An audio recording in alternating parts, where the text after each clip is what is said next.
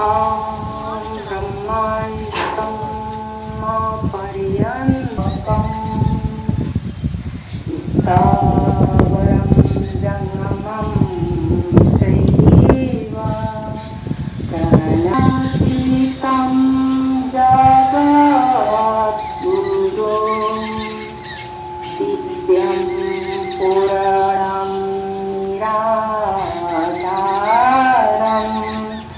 निर्गुणं स्वात्मा संस्थितं यं ब्रह्मा रुद्रेन्द्ररुद्रमरुतः स्तुन्वन्ति कीर्तिस्तवैर्वेदैः साङ्गपत्रमोपनिषदैर्गायन्ति यं सामगा ज्ञानावस्थितस्वतेन मनसा पश्यन्ति यं योगिनो यशान्तं न विदुः सुरासुरगणा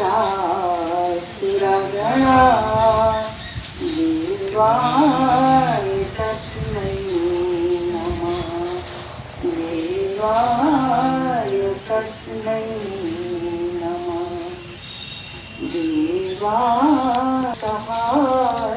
सहस्रमूर्तये सहस्रनाम्ने पुरुषाय शाश्वते सहस्रकोटि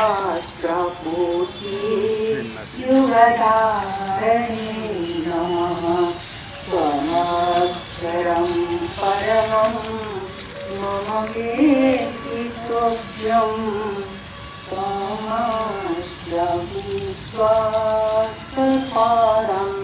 निदानं तमाव्ययः शाश्वतधर्मगोपातो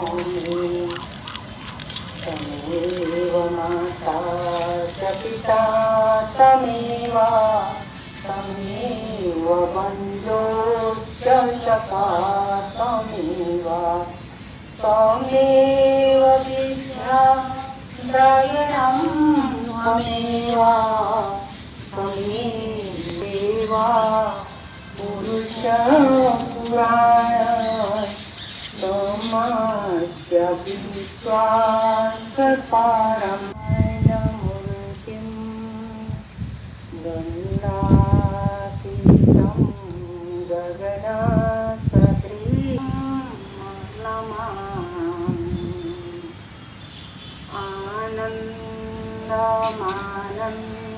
आनन्दमानन्दपरं प्रणामि।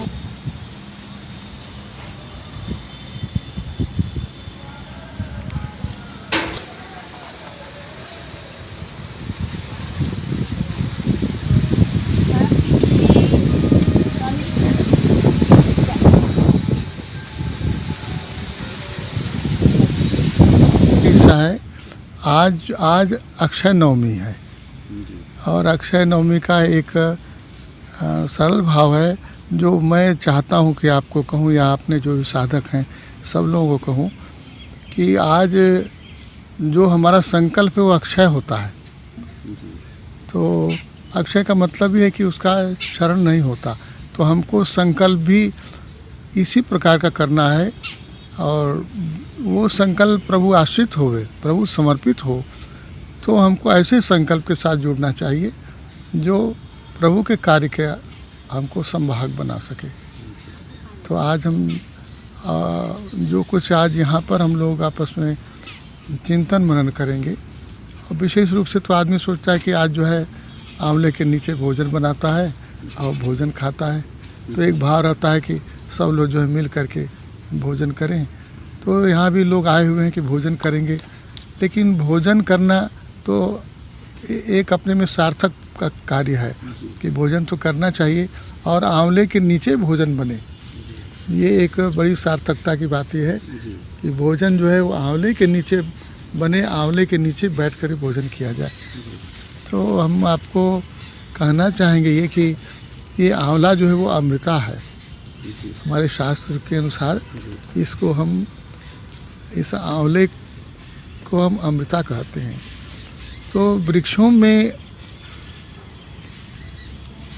इसका जो अर्थ है, जो महत्व है, वो इस कारण से अद्वितीय है कि आज जो हमारा संकल्प है वो यदि अमृत के लिए होवे तो हम अमृत तत्व की प्राप्ति की ओर अग्रसर होते हैं, और हमारा भोजन भी अमृत तत्व की ओर ले जाने वाला होवे। क्योंकि हमारा शास्त्र जो कहता है कि ये जो पूरी सत्ता है परम सच्चिदानंद परमात्मा की, वो बहुत निम्नतम रूप में, निम्नतम का अर्थ आधार रूप में वो अन्नमय है, और अन्नमय का जब विकास होता है तब प्राणमय जीवन में हम प्रविष्ट होते हैं, प्रविष्ट करते हैं। फिर प्राणमय जीवन से हम जो हैं वो मनोमय जीवन में आते हैं, और मनोमय जीवन से विज्ञानमय, तब वो आनंद को उपलब्ध होता है। और परम सच्चिदानंद परमात्मा जो सत्यचित आनंद स्वरूप है, वह चित स्वरूप में और फिर सत स्वरूप में इन दोनों सत्ताओं को प्राप्त कर पाता है, और तब सब मिल कर के उसका जीवन सच्चिदानंदमय हो जाता है। तो इसकी शुरुआत हम अन्नमय तत्व से करते हैं, और अन्नमय का आधार ही है हमारा भोजन। तो हमारा भोजन शुद्ध हो, सात्विक हो, और परमात्मा को स्वीकार हो। सबसे बढ़कर के यदि परमात्मा की स्वीकृति हो उस भोजन के प्रति, परमात्मा को समर्पित हो, तो हमारा भोजन भी अमृत को प्राप्ति कराने वाला होता है। अन्यथा तो भोजन हम सब लोग करते हैं, भोजन करते हैं, अब भोजन का पाचन होता है, और फिर पाचन से जो हमारे भीतर रस, रक्त, मांस, मेद, मज्जा, अस्थि, शुक्र, ये सब धातु बनते हैं। तो ये तो इनका निर्माण स्वाभाविक रूप से होता है, प्रकृति करती है। लेकिन प्रकृति का यह करना अमृतमय हो सके, इसके लिए हमारे संकल्प की आवश्यकता होती है। हमारा जीवन का क्रम इस प्रकार से होवे कि हमारा भोजन, हमारा आहार का तात्पर्य होता है जो हम आहरण करते हैं, जो कुछ हम लेते हैं इंद्रियों के द्वारा, तो वो आँखों से भी हम लेते हैं, कान से लेते हैं, नासिका से भी ग्रहण करते हैं। तो पंच इंद्रियों से जो कुछ भी हम ग्रहण करते हैं वो सब हमारा अमृतमय हो, ये मुख्य भाव रहता है। स्पर्श का इसमें सुख है। ठीक। आंवले का वृक्ष, इसका जो फल होता है एक अमृत के समान होता है। हाँ जो भी खाया उस फल को वो अमृत के समान यूज किया। हाँ। इस फल की खासियत क्या है? नहीं, हम तो मोटे अर्थ में देखिए, आयुर्वेद बहुत कुछ चीज़ें बताएगा, उत्तम है। तो तीनों गुणों से युक्त होकर के ये हमारी प्रकृति काम करती है। और अमृत का अर्थ होता है कि हमारा जो त्रिगुणात्मक हमारा शरीर है, हमारा मन है, हमारा प्राण है, यह त्रिगुण से युक्त तो रहता है, लेकिन ये त्रिगुण हमारे तम से हमको यदि स्वीकार करेंगे तो तम से रज में, रज से सत्व में हमारी वृद्धि होनी चाहिए। और जब हम सत्वगुण संपन्न होते हैं तभी हम वस्तुतः अमृत की प्राप्ति के योग्य होते हैं। तो ये इसका जो आधार है वो अमृत, वो इसीलिए है। आंवले का जो हम कहते हैं, आप जो कह रहे हैं ना कि आंवले के नीचे भोजन करें या आंवले को ही खाएं, तो आंवले में जो गुण है वो गुण हमको हमारे सत्व की वृद्धि करने वाला है। इसीलिए आंवला का इतना महत्व हमारे आयुर्वेद ने दिया है, या हमारे भोजन में भी इसका हम आधार बनावें तो अधिक अच्छा होगा। यद्यपि हम हमारी जो चेतना है, हमारी जो सोच है, वो अधिक तम की ओर आए, वृद्धि भी होती है। वृद्धि तो होती है, लेकिन हम तम की ओर अधिक जाते हैं। जी। तो हमारे भोजन, मसाला, खाना पीना ऐसा है कि वो हम तमोगुण की ओर जाते हैं, और तमोगुण की ओर जाने का अर्थ होगा कि हम नीचे अधोगति की ओर जाते हैं। होना चाहिए कि हमको धीरे धीरे रजोगुण की ओर जाएं, और रजोगुण से हम समृद्ध हों तब सत्वगुण की ओर जाएं। मानव में जब रजोगुण की प्रवृत्ति बढ़ती है तभी वस्तुतः मानव का जन्म मिलता है। लेकिन ये अब चाहिए हमको ऊपर जाना, उनका जो तीन प्रकार का अर्थ करें आप, कि एक तो शारीरिक रूप से, दैहिक रूप से, जो हम देह से युक्त करके उसका हम अर्थ करेंगे। फिर उसका हम एक कहना चाहिए कि आदि भौतिक अर्थ करें, आदि जिसे हम धार्मिक कह रहे हैं, तो आध्यात्मिक कहें। तो इन तीनों प्रकार के अर्थ में हमको इस अमृता की उपलब्धि हो सकती है। यदि हम खोजेंगे तो मिलेगा, नहीं खोज पाते हो तो हमारे लिए आंवला आंवला है, बस हमारे शरीर को बढ़ाने वाला होगा। तो आयुर्वेद ने बहुत कुछ दिया है और आज हम अब आयुर्वेद का विशद विवेचन करने की स्थिति में तो नहीं होते हैं ना, कि लेकिन आयुर्वेद तो इसका महत्व बताता है, आयुर्वेद ही बताता है कि अमृत है। तो आदि भौतिक है, आध्यात्मिक है, आदि दैविक है। ये तीनों प्रकार के अर्थों में हम अमृता को ग्रहण करते हैं। और मेरा अपना थोड़ा आध्यात्मिक भाव रहता है, इसलिए मैं उधर की ओर अधिक आपको ले जाना चाहता हूँ कि आध्यात्मिक रूप से हम अपने आहार को बदलें और आहार की शुचिता से हमारे जीवन की शुचिता होगी। यद्यपि हम सामान्य रूप में समझते हैं कि अध्यात्म का अर्थ तो हम चाहे जैसे खाएं पिएं जैसे रहें तो भी हम आध्यात्मिक हैं, लेकिन यह जो है ये बहुत अशोभनीय है। ये सही वेदों के अर्थ को बताने वाला नहीं है, क्योंकि हमारे वेद जो है हमको एक, जिसको भगवान ने गीता में बड़ा अच्छा से वर्णन किया है इसको, कि ऊर्ध्वम गच्छन्ति सत्वस्था और अधो गच्छन्ति तामसा मध्य तिष्ठन्ति राजसा, कि जो राजसी प्रवृत्ति के लोग होंगे वो मध्य में रहते हैं, तामसी प्रवृत्ति के जो लोग हैं वो उनकी अधोगति होती है, निम्न गति होती है उनकी, और जो सात्विक प्रवृत्ति के हैं वो उनकी ऊंचाइयों पे चढ़ते चढ़ते। तो अब ये आदमी सोचता है कि हम तो आदमी हो गए हैं, अब हमको क्या करना है, नीचे जाएंगे। तो अब सनातन की विचित्र बात है, कोई लोग नहीं भी मानने वाले भी लोग हैं कि हम यदि नीचे जाएंगे, आदमी का एक तर्क है, सीधा तर्क होता है कि हम जब चौथी कक्षा में आ गए तो फिर हम तीसरी में जाएंगे नहीं, आप बोलेंगे कि नहीं जाएंगे। अब हमको पाँचवीं में न जाए भले, लेकिन चौथी में तो रहेंगे। जी। तो मानव जन्म करके मानव ही होवे, ये भी एक तर्क है, लेकिन मानव पीछे भी जा सकता है, नीचे भी गिर सकता है, इसकी भी संभावना, वो पशु भी हो सकता है। और अब ये देखिए कि पशुवत तो आदमी व्यवहार करता है, पशु रूप में नहीं गया है लेकिन पशु के समान व्यवहार करता है, तो पशु भी हो सकता है वो, और पशु से नीचे वृक्ष भी हो सकता है वो। तो वृक्षों से ही हमारा जीवन आया हुआ है। तो ये जो अमृता है वो अमृत वृक्ष के रूप में अमृत इस प्रकार से हमको एक सूचना देता है, वो एक हमको एक आधार देता है कि हम यहाँ से ऐसा जीवन शुरू करें कि हम वृक्षों से पशु में आवें, गाय हो सकें देव हो सकें। तो आज जो है ये देखिए दोनों चीज़ों को समायोजन करिए आप, कि गौ माता का पूजन करते हैं, गोपाष्टमी अभी हम लोग मनाया है, और आज जो है हम लोग इस वृक्ष के नीचे बैठ के भोजन कर रहे हैं। अक्षय नवमी है। तो वो तात्पर्य आप जानिए जरा, थोड़ा हमको कहने में थोड़ा तारतम्य नहीं बैठता है, लेकिन तारतम्य में आप बैठाइए कि जब वृक्ष ऊंचा हो जाएगा, वो वृक्ष जब बढ़ेगा, वृक्ष से अब क्या होगा, अब वृक्ष से जीवन जो है वो, देखिए सबसे पहले तो आप पाषाण में जाइए, पत्थर है, इसमें कोई जीवन नहीं है, कोई श्वसन का क्रम नहीं होता, लेकिन धीरे धीरे अब वनस्पतियों में ऐसी भी वनस्पतियाँ आपको मिल जाएंगी जो सांस लेती हैं, और कोई वनस्पति है ऐसा कि जो सांस न लेती हो। सभी में जीव है। हाँ, जब जीवन है तो वहाँ पर, और तो लेकिन पहाड़ में, पर्वतों पहाड़ लेते हैं, पहाड़ में सांस है कि नहीं सांस है। हाँ, तो कुछ लोग समझते हैं कि जो पर्वत है वो निर्जीव है, उसमें कुछ होता नहीं है, लेकिन अभी विज्ञान ने धातुओं को भी जाना है कि इसमें भी जीवन का स्पंदन है।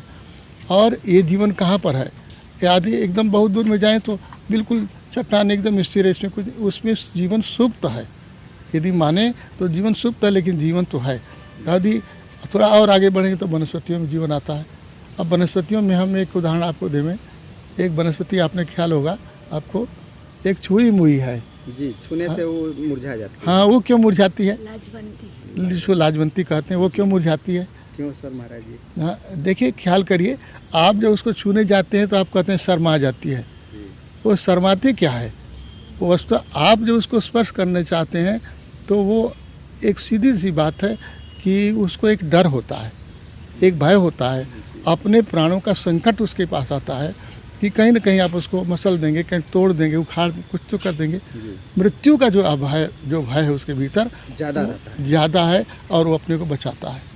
तो छोटी सी वनस्पति भी मृत्यु के भय से अपने को बचाती है, संकुचित हो जाती है, अपने को सिकोड़ लेती है, अपने में ही लौट आती है, जहाँ से वो निकली है वहीं लौट के आती है।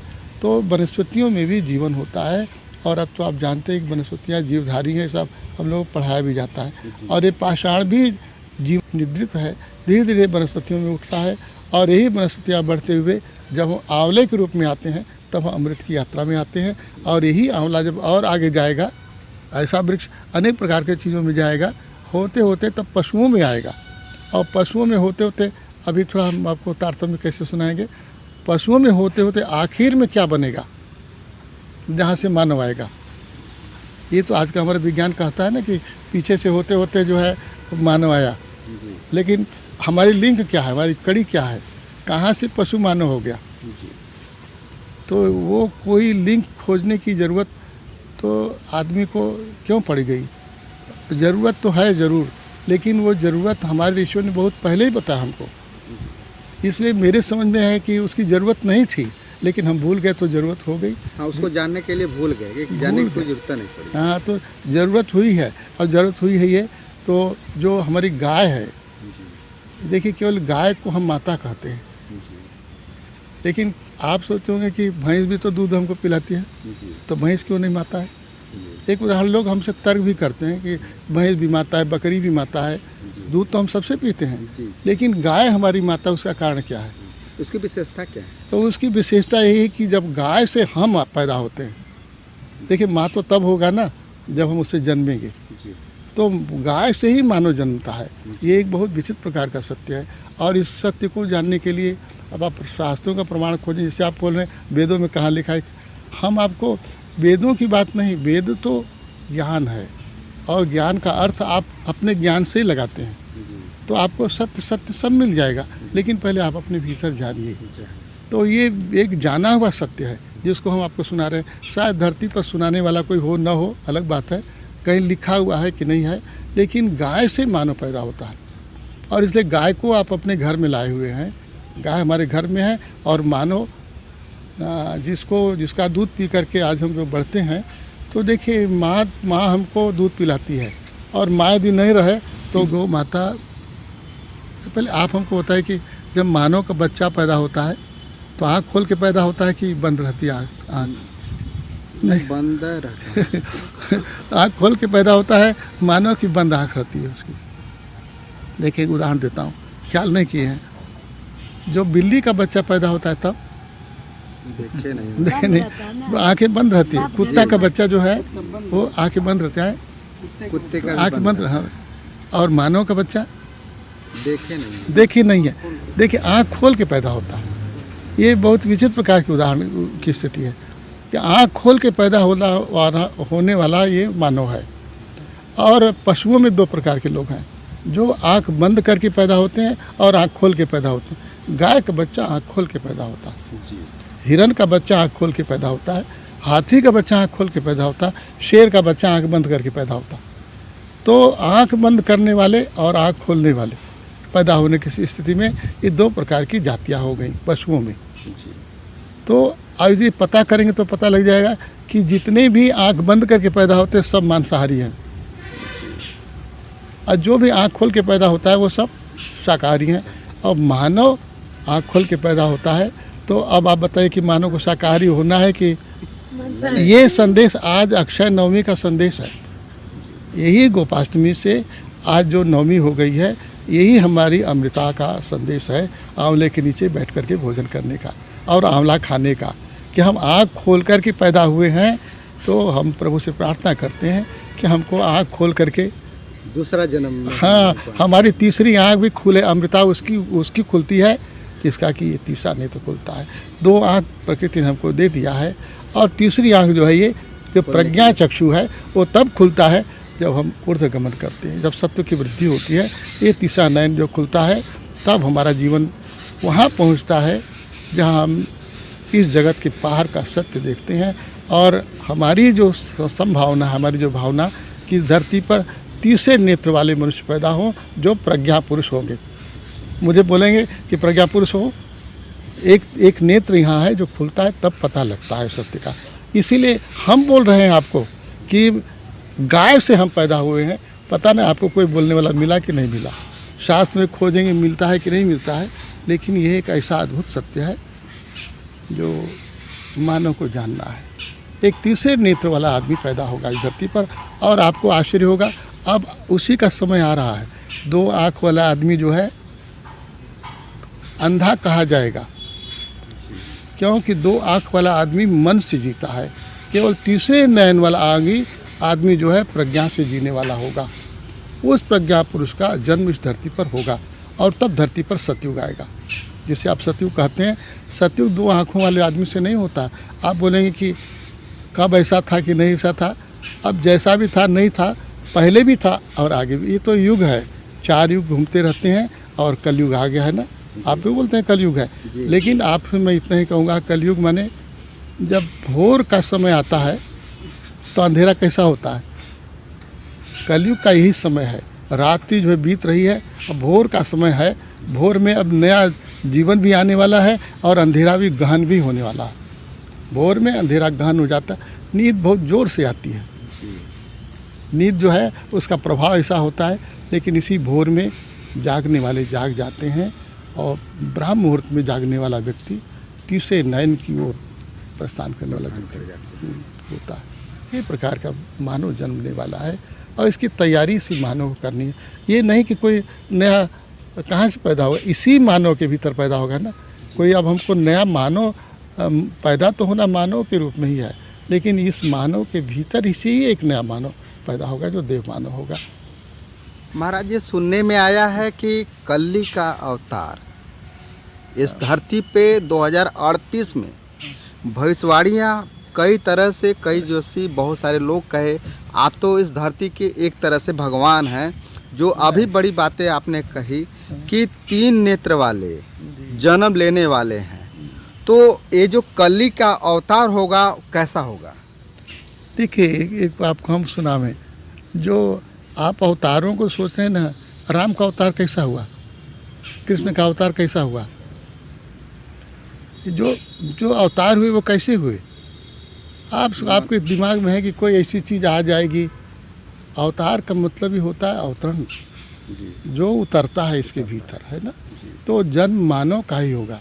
राम कोई ऐसे नहीं थे जैसे कि आप न हो, आप ही हैं, आपकी तरह है। लेकिन राम में जो कलाएं हैं, कृष्ण में जो कलाएं हैं, वो समृद्ध होती चली गई। हम लोगों के पास जो कला है वो छोटी है, 2-4 कलाओं में जीते जीते बस मानव पूर्ण हो जाता है। कलाओं की जो उन्नति यही है, यही जो ऊर्ध्वारोहण हुआ है वो कलाओं की उन्नति देगा। तो तीसरे नयन वाला आदमी कोई राक्षस थोड़े हो जाएगा, वो ऐसा मानव रहेगा, महामानव होगा। और ये मैं कोई अनजानी बात नहीं कर रहा हूँ। देखिए, आपके भीतर एक विवेक पैदा हुआ ना। एक मैं उदाहरण दूँ तो आपको समझ में आ जाएगा। आप क्या है, पुरुष है? जी।